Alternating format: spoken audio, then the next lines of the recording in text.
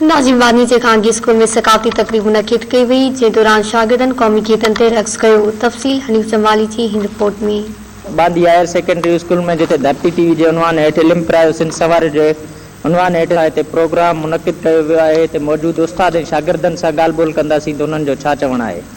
Government higher secondary school बांदी जी तरफ़ां इंतहाई नहायत शुक्रगुज़ार आहियां जो धरती टीवी वारनि असांजे प्रोग्राम के मान ॾिनो आहे, कवरेज ॾिनी आहे। असांजे सिंधी मीडिया जो नारो आहे इल्म प्रायो सिंध सवारियो। असां निहायत ई शुक्रगुज़ार आहियूं। इन तइलीमी इदारनि में असां बचड़नि खे तइलीम ॾियूं था, पंहिंजी सिंध संवारियूं था। मां सभिनी असातिज़ा कराम ऐं सहाफ़ियन ऐं अज़ीज़ शागिर्दनि खे सलाम पेश कयां थो।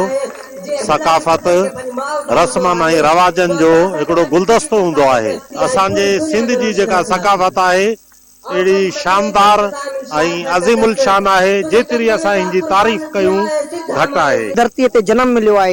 हिन धरती उहा धरती आहे जंहिं ते सचल सामी जहिड़ा रहबर ऐं लाल कलंदर जहिड़ा शाइर ऐं ॿिया के बि आहिनि। असां सिंध ते ॾाढो प्यार कयूं था ऐं पाण खे सिंधी सॾाइण ते वॾो नाज़ आहे असांखे। ही पूरो महीनो कल्चर डे जे हवाले सां मल्हाईंदा रहंदासीं ऐं मल्हाईंदा रहिया आहियूं।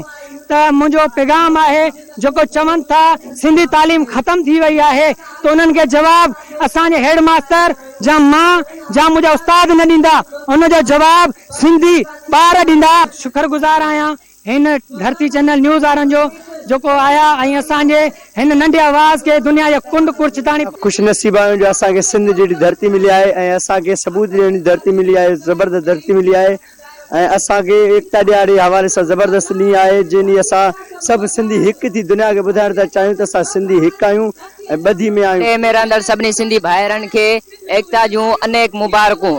असां सभु सिंधी हिन ॾींहं ते गॾिजी इहो दुनिया खे सबूत ॾियणु चाहियूं था त असां हिकु आहियूं ऐं हिकु ई रहंदासीं।